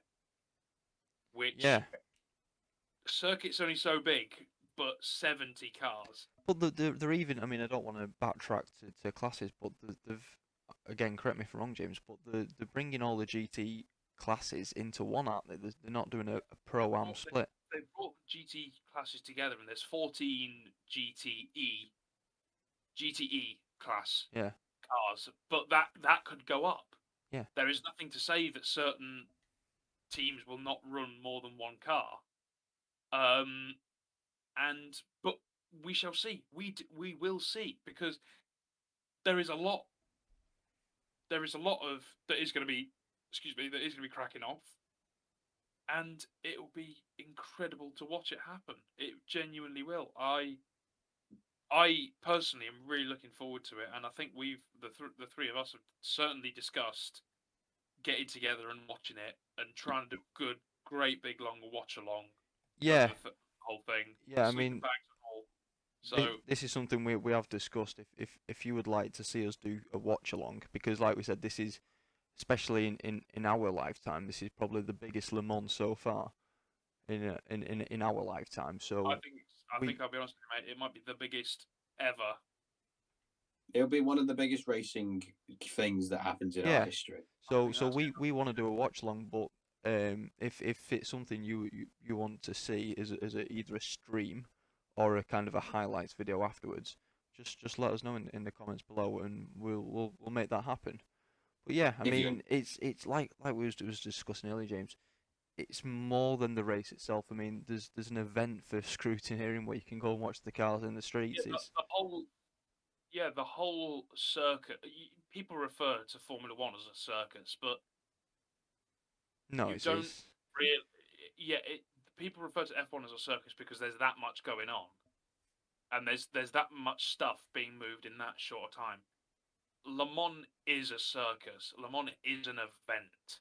Yeah. Le Mans isn't your average run of the mill race. No. Where, granted, 150, 200,000 people turn up to watch crazy aerodynamic, efficient cars go around corners very quickly.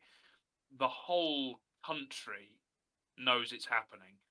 Yeah. And there's not one in France who will not want to be there. Yeah, and I've been fortunate enough to go and watch the Monaco F1 Grand Prix, which is considered kind of the historic round of Formula One, and it is just an event. There's if you go outside of the, how would I say it, the complex, if you go outside of the circuit into Monte Carlo, there's nothing much going on.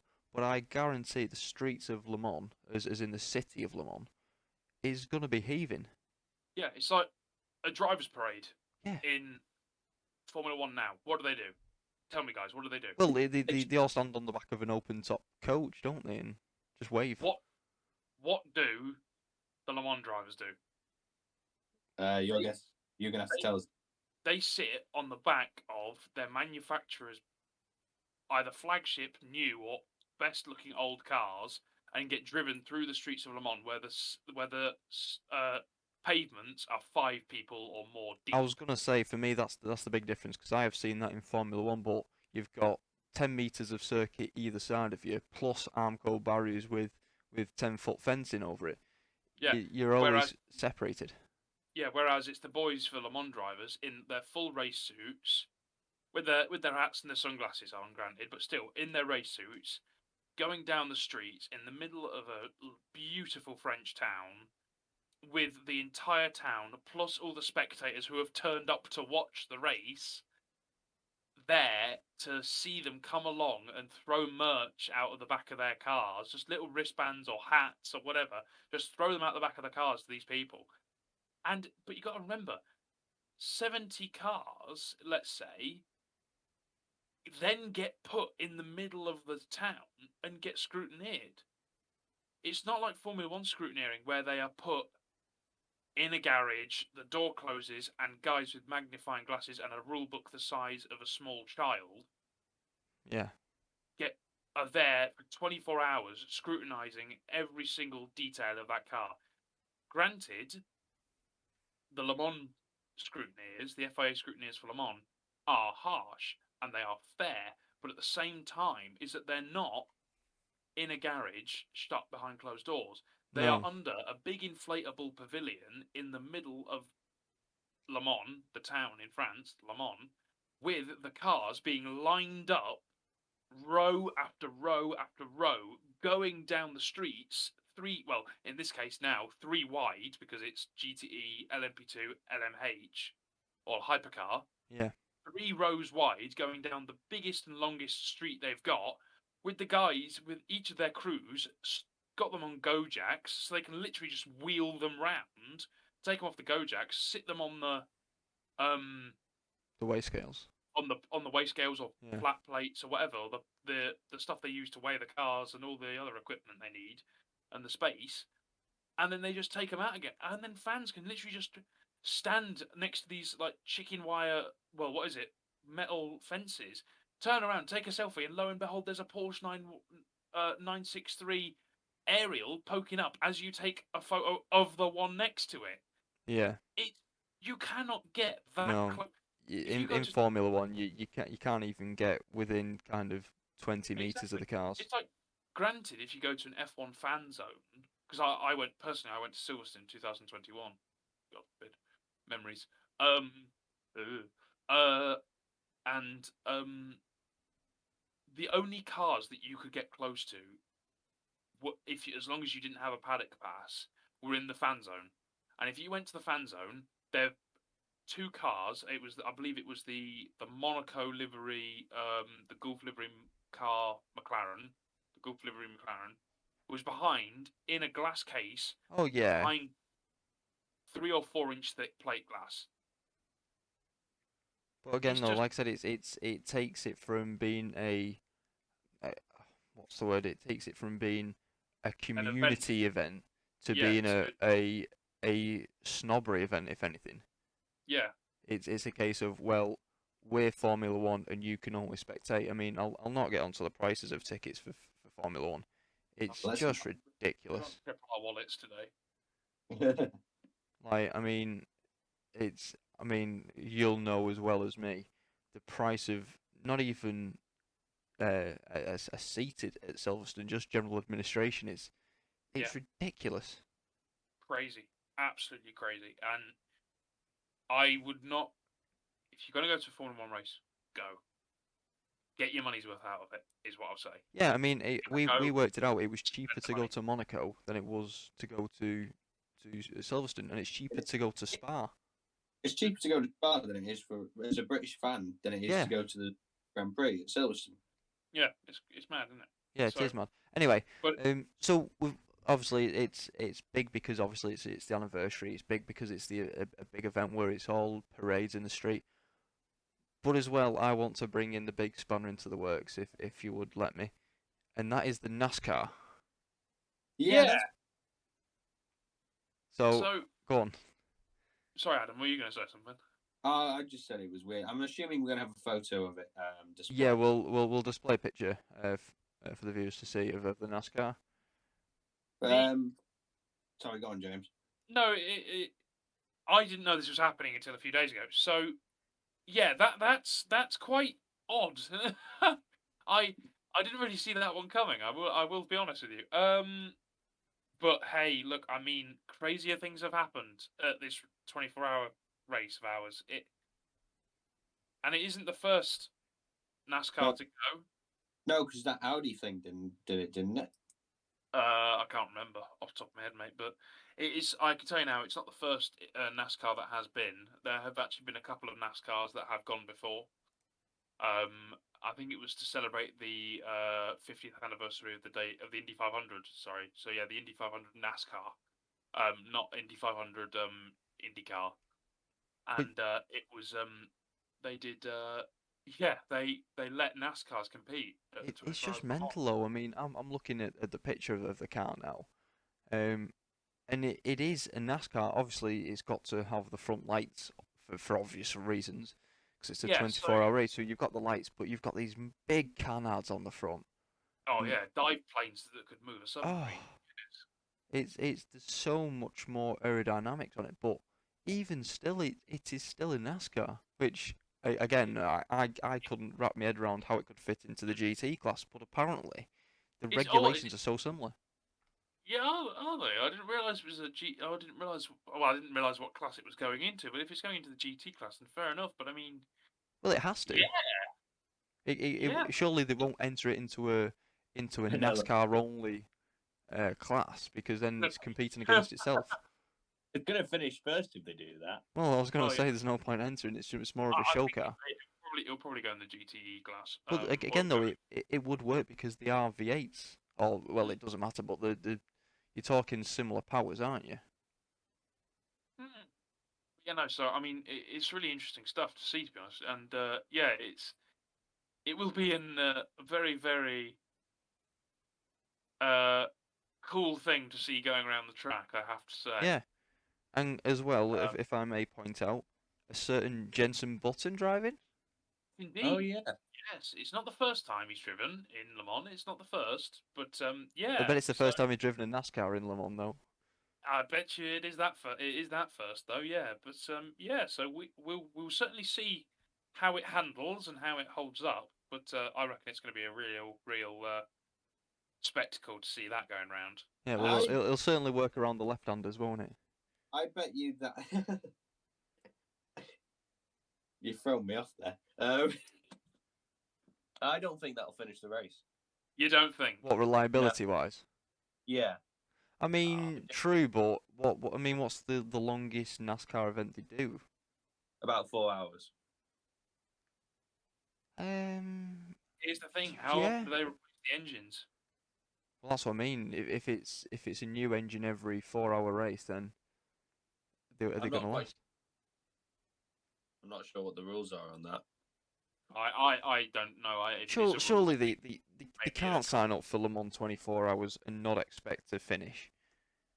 I think they'll have done the work. That Yeah. Chevrolet are not stupid, and they've got No. also they have Corvette. And Corvettes- let's be honest, they're going to be given a nice sum off NASCAR themselves for kind of promoting the championship into WEC. Oh well, I can't really say it into WEC because it's just Le Mans, isn't Well, it? Yeah, because obviously NASCAR has gone through their recent revolution of the next gen cars as of last year. Yeah. With the new. So that's why they're doing it this year, because last year's cars probably, or the year before's cars probably wouldn't have even got close to the GT programs, Yeah. like configuration. But with the way the new bodies are, it might be closer. Maybe. I think it's fair to say that the next gen NASCARs are quite. They're not obviously they are nowhere near like a GTE or GT3 car, but they are certainly. There are certain similarities which you wouldn't necessarily expect. Yeah. Oh no, I agree with that. Which It's still advanced. I mean, Yeah. the NASCARs now. There's no. It's all it's symmetrical on either side. It's not curved. Yeah, because I mean, again, Adam, you'll know more than me on this, but don't they have one side positive camber, one side negative camber? Yes, to account for the banking on the ovals. Yeah, I was gonna say that's probably something they've sorted out. Yeah. But then again, as well, the entire car was like, if you imagine a bean, it was shaped like that. Yeah. Just to help, right? Because the whole point was because they are on ovals and they're always turning left. The aerodynamics need to help them turn left. They'll have to get rid of the air flaps, won't they? Because obviously, if the car's has a sideward moment, then they don't want these flaps activating, do they? Well, no. Well, the whole point of those flaps was supposed to be to keep the cars on the ground. But yeah, I don't really see the logic in them. I never really have. I must admit though, I think the NASCAR will certainly show its metal, as it were. Show its fiberglass. Well, yeah, good pun, James. Well done. Well done, me. But it will certainly show what it's made of, and it will. NASCAR and various media sources, as well as the people who are driving it and the team who are running it, they have said that a lot of work has gone in to make it ready. Right. Yeah. Okay. Yeah, like I said, they can't just turn up to Le Mans in a plain NASCAR and think we're gonna finish. There has to be some thought and preparation into it. There's been some aerodynamic upgrades to obviously account for the increased downforce they need for heavy braking. They'll have put better brakes on it. They'll have put better tyres on it.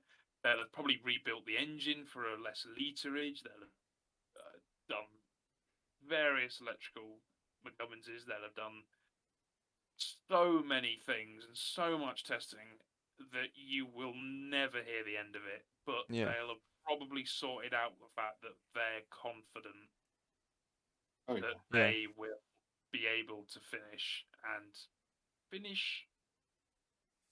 respect. I was gonna say maybe not a good finish in terms of position, but a respectable in terms of it's not a GTE car. 24 hours is a long time. Yeah. And if Say you that may, much. gents, I am gonna speed things up a bit. To finish off, right? Can I have from each of you a? We don't have to include money, but could we have a bet on who's gonna win each category for Le Mans? So I'll start with James. I want your first, second, and third for Hypercar, LMP2, and GTE. For each class, you want Yeah. first, second, third. Yeah. Oh, now you've done it. Oh my days. Oh gosh. Let's start with the easy one, mate. Hypercars. Okay, we'll all do Hypercars and we'll move on. It's not easy though. I know. Go on then. You go first, I Adam. think. What? Oh. No. We're putting Okay, go on. No, Go on. I've got it. So I think first in Hypercar is the number 6 Porsche. Ooh. Oh. Wow. Driven now. Listen now. Hear me out. Driven by Kevin Estra, Andre Lotterer, and Lawrence Vantour. That's still great, especially after the performance we've seen from Porsche already. I know you said you reckon they fix everything, but I don't think there'll be a top 5 personally. Well, we shall see, won't we? We shall see. Right, hot second on their place. heels, I mean, very hot on their heels, and I mean seriously close behind them. It's going to be the number 8 Toyota. Okay. look.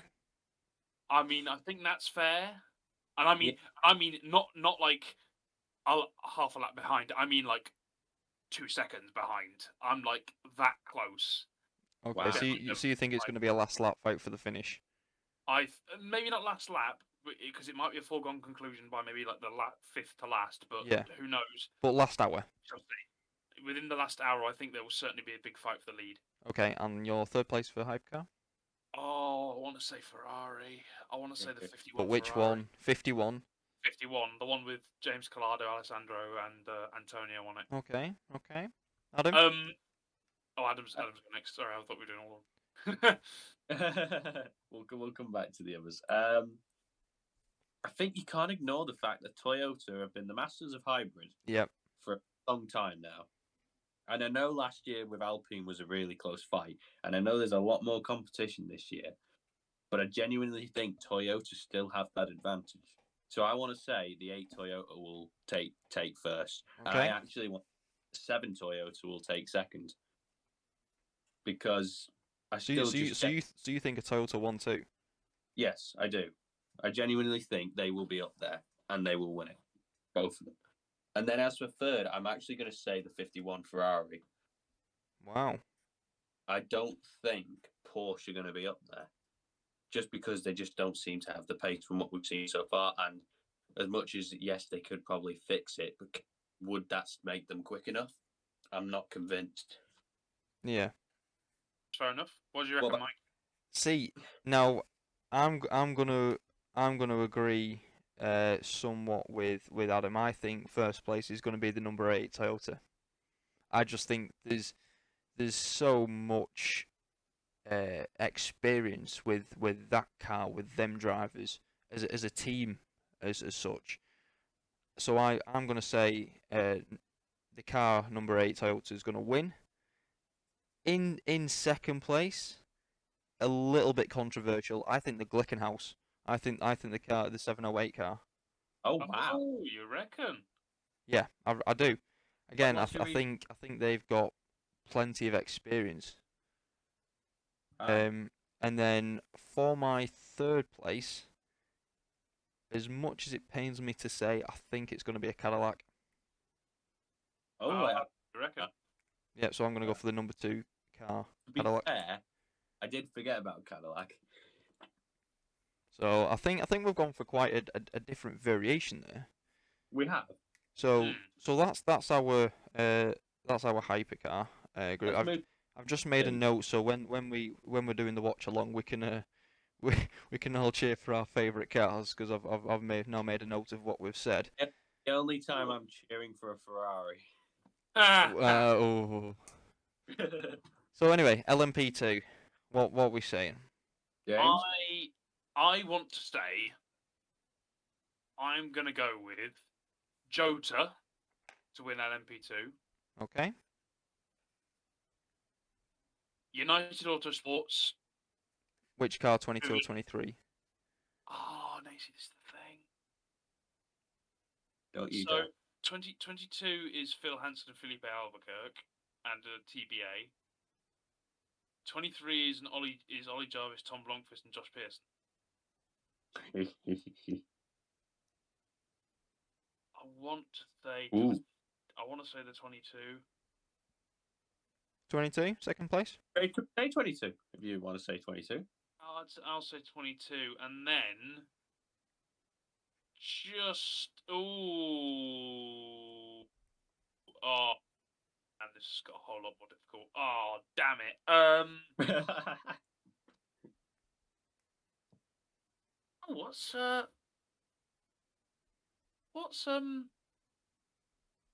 What's his name? Who's the Crown Prince of Austria again? Who races in this?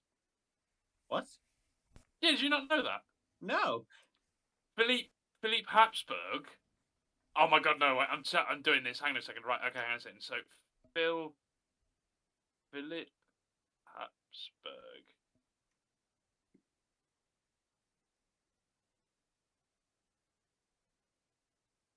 I think it's Philippe What? Habsburg.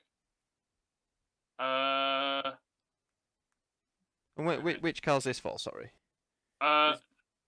Well, that's what we're trying to figure out. Oh, Ferdinand Habsburg. So, right, you ready for this? Okay, right, listen carefully, friends and viewers. Ferdinand, Zvonimir, Maria, Balthus Keith, Michael Otto, Antal Barnum, Leonard von Habsburg Lothringen. Is that his name? You've not just named 3 drivers there. No, that is his name. Is an Austrian motor racing driver and heir apparent to the headship of the House of Habsburg-Lorraine. Also known as, he's the Crown Prince of Austria. And which team does he drive for? He was driving for WRT. Which car was that, the 41 or 31? 41. 41 car. So is Yeah. that your third place guess? Well, he's not in it this year. Ah. He's not in it. But Robert Kubica and Louis Delatraz are. In which car? I don't know, Actually, do you know what? I think I'm just going to go for the 23 United as my third. Oh. Is that another unbiased opinion? Yes. Completely unbiased. Okay. Adam? Right. I'm going to be controversial. Oh, I don't like this. You're going to say Prima, aren't you? I think Alpine 35 is going to win it. Right, okay. Didn't see that one. And then I think Jota second. Okay. And I think Team WRT will come third. See, I've got WRT, but I don't know which one. Quickly, James, could you read out the drivers for 31, 41? Number 31, unfortunately, is only Sean Galil at Okay. this time. And then 41 is Rue Andrade, Robert Kubica, and Louis Delatraz. So I go 41. 41. 41 for third place? Yeah. Right. What about you? Right, so for me, I'm going to go for a Joe to win. So that's car 28 win. I'm then going to go for... I'm going to go for a... I'm going to mix up. I'm going to go for a 23 United Autosport second. Okay. I can see that. And then for my third place, I'm going to say the same as Adam, and I'm going to go for a WRT car 41. Right. Okay. So that's my 3. Okay, gents, let's move on to last but not least the GTEs. Oh, Now, Oh, I do want to say before, I really, really, really hope for an RSR win. Porsche win. Yeah, I just hope because it's the final year. I mean, it's the final year of GTs in general, but I Mm. just hope that there's gonna be an RSR because it is the iconic GTE car. I mean, there's 6 Porsches racing, so if they don't win, it's quite embarrassing. But yeah, but which team? Volume of fire is not a meaningful win. Yeah. That's the point. Uh, But I mean, hey, look, I think I know what I would pick. So I think I know what I'm picking. Okay, okay. So- James first again. again, this is a completely unbiased and un-Aston Martin loving opinion. Northwest AMR to win. I don't know where in the world I got that from. So that's the 98 car. Okay. So yeah, 98, I think. And then I'm going to say the 33 Corvette. Oh, you're going for a Corvette second. Yeah, I'm going for the Wow. Corvette. And then I think I'm going to go. Oh, I don't know. Do I go for GR Racing or do I go for Proton Competition?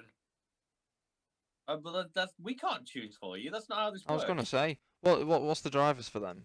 Can we This confirm? stage, GR Racing, which is a British team, this is Gulf Racing, is Porsche 919 RSR, Michael Wainwright, or the 88, which is the Proton Competition, also in a Porsche 911 RSR, is Harry Tinknell and to be arranged. So I think I'm going to go for the 88 Proton Competition. Okay, so that's your third place. So 88. So yeah, Aston Martin, Corvette, Porsche. I think that's what I'm quite happy with that. Okay, Adam. I know. I'm gonna go. I think the 54 AF Corsa. Oh, You're cheering for another boo Ferrari. to you, sir. I just think that they make very good GT cars. Boo to you, sir. I'm not a traitor. Well, And then, to be fair, you're gonna hate me for this. Oh dear. you're not choosing another Ferrari. I am choosing another Ferrari. Oh, The Richard Mille. double AF boo Corsa. to you, sir. Double boo to you, sir. This is not going well for me. But then I reckon Northwest AMR will come third. Sorry, what was your second place? I missed that. My second place is the Richard Mille AF Corsa, and then my third is So the that's Northwest. car 83. I And- hate to be this guy. But just in case, it said Richard Mille. Okay. Oh. I'm sorry. And Sorry your to third be- place, sorry, what one? That's the The 98. 98. So you're going for Ferrari, Aston. Yes. So there's not even a Porsche in your top. I top. just. I may Right. have messed. Now I'm gonna throw it out there. So see, I only know a couple of these RSR teams. I don't know which one's gonna come out on top. You think about this cat. To be fair. For the British one. The British one. I mean, no disrespect, but I don't think British either of the Iron Lynx or the Iron Dames are gonna take a win. I think they might get a podium, but I don't think they'll take a win. So that leaves me with the car 56, the Project One, not the Mercedes. Team Project One. That's Team Project One. AO. Porsche. So who's driving for them? Oh, sorry. Hang on. R56. Just give me a page, give me a page. Hang on a moment. Sorry, I closed all my tabs. What an idiot. Hang on. Experiencing technical difficulties. 1 second. Talk amongst yourselves. Which one was it? Project One. Yeah, Project One car 56. 56. PJ Hyatt and Gunnar Jeanette. 2 Americans. Oh, it's not gonna be them. You used to going roundy racing. We apologize for any American viewers. No, the good drivers, but I think if we go off the stereotypes of Le Mans, I can't say they've had a good history. I'd say go for let's. Oh no, I suppose. Or do a throw in Iron Links in there. Oh, you're going to throw No, Iron I Links? can't. The fragrance for men, isn't it? Oh, No. oh, budunch. Slow clap being played in my headset right now. You know what? You know what? I'm gonna go for the 88. I'm gonna go for the Proton. Oh, fair enough. So I'm gonna go First. as I hope an RSR win. Mm. I'm then gonna go for Boo Boo Hiss Who. I'm gonna go for a Ferrari second, and I'm gonna go for the 83. Louis Perez, Compact, Lilu Wado, and Alessio Rivera. And you know what? I'm gonna go for a Car 60 Iron Links third place. Fair enough. That's Claudio Schiavone.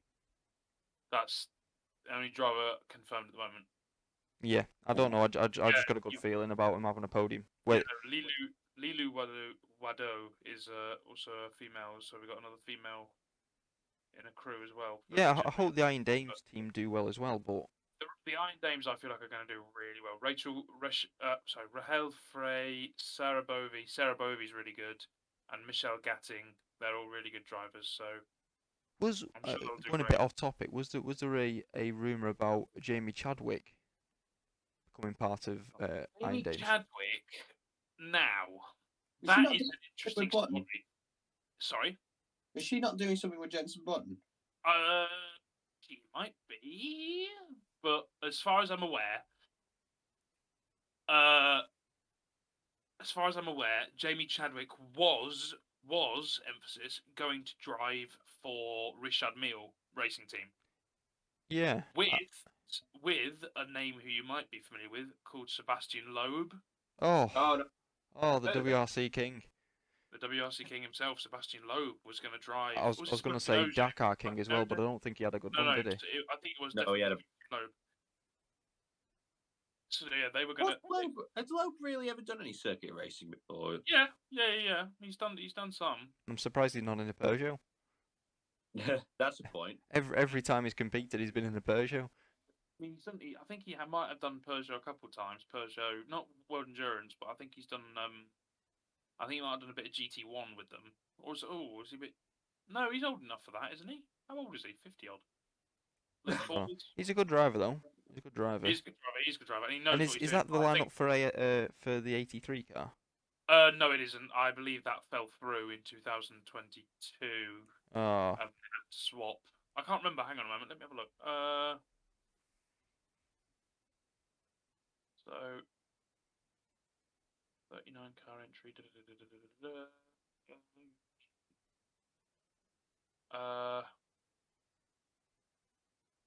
Hang on. I'm just trying to see if I can find it. I'll tell you what, when you said 50, he went far off. He's 48. Is he 48? Yeah. Loeb's 48. He's still doing well because he's doing Extreme E and he's done the Dakar. He's the current champion of Extreme E. Oh, yeah. Gutierrez. Sorry, fellas, I got that wrong. So Richard Mille Racing Team in 2022 was racing with Lilu Wado, Sebastian Ogier, not Loeb. Oh, Ogier. Ogier, hey? No, we were just... No, it was just agreeing. Okay, sorry, I didn't realise. I thought you said who's Ogier, and I was about Oh, to go say, sorry. No, I'm a big WRC fan. I know who Ogier is. Oh, good. And Charles Milesi. Right. I believe Chadwick was when she was announced as the Williams. Was it Williams reserve driver or Yes. Williams Yes, it something was. or other? Williams reserve driver. She had to forfeit her seat. That's a bit sad. Because here's the thing. Kevin Magnussen was supposed to be driving for Peugeot up until he was re-announced at Haas. Yes, I remember you telling me about that. Yeah, so Paul di Resta wasn't supposed to be driving for them. It was supposed to be Kevin Magnussen. He might give us a help. Right then. yeah, so- Well, I think I don't know if you got anything else to add, but I think that concludes it. Yeah, no, well, it's been. I think that's about it. Lots of information covered, and I think we've got a solid understanding of what's going to come. So Yeah, looking forward to the first Yeah, round. it's going to be a very exciting year in the WEC this year. of course it Yeah, is. Yeah, really. and I think there's going to be a lot happening. I'm very much looking forward to Le Mans itself. Even That's if we take the rest of the WEC rounds out of it, Yeah, I think it's going to be Le very Mans. interesting. There's lots of new things going on. I'm going to try and catch Yeah. as much of them as I can, because I would really like to see the how this entire season unfolds and get a Yes. lot more into it than I previously have done. 'Cause Yeah. I'm quite, although I know a lot, I am quite new as a person who watches it to world endurance and endurance racing. I was never one for really watching it because I never knew it existed. You see, I only started really at the end of Le Mans last year, really properly. Yeah, I'm same. very new. I caught Bahrain at the end of 2021, but aside from that, yeah, Le Mans was Yeah. the last real first race I watched. So For myself, I've followed obviously Le Mans 24 for a couple of years, probably since of the likes of the is it, I always want to say this, is it the 919, the Porsche? Yeah, 20. Yeah, I want to say around kind of the 2016, 2017 era, but I've only ever watched kind of some of the 6 hour races, likes of the Monza rounds, Spa maybe. But I've never really followed the full calendar year, but I think it'd be good to follow this year because there's so much going on. yeah, exactly. And I mean, you've done good there because there's a lot of 24 hours is a lot of time to commit to watching one of these races. It is. But hey, look, that's the thing. It's going to be a good thing, and it's going to be a great thing to watch. So we're going to enjoy it. And Yeah, and like we said before, if you do want to see us do a watch along, just let us know because that is something we would be interested in doing. But obviously we don't want to do it if people don't want to. we're definitely gonna. I think we'll definitely be watching it regardless. Yeah, but, we'll be watching it together if as a group you- anyway. as the viewers, talking to you specifically, if you want to see us do a watch along, do a stream, just let us know. We're perfectly happy to try and not be demonetized for it Well, or whatever it is, shut down or like copyright strike or whatever. But yeah, it depends how close we are to our bets. yeah, It exactly. also depends on how many Aston Martins finish in your case, James. I was gonna say if there's an Aston Martin crash on lap one, I don't that might be care the if end of the stream. I don't care if my shirt smells at the end of it. I'm going to be wearing that thing for 24 hours straight. No, I will not. I will not wear it for 24 hours straight. Fear not. Yeah, but I mean, hey, It's exciting times. It's exciting times. But yeah, really exciting. Yeah. I like I said, I think it's going to be a good season. But yeah, let's hope it progresses. Yeah, that's the one. Definitely. Yeah. Definitely. Right then. Well, from myself, James, and Adam, I think it's a goodbye. Yeah. Yeah. Cheerio, Bye. everybody. Thanks for watching. Yeah, thank you.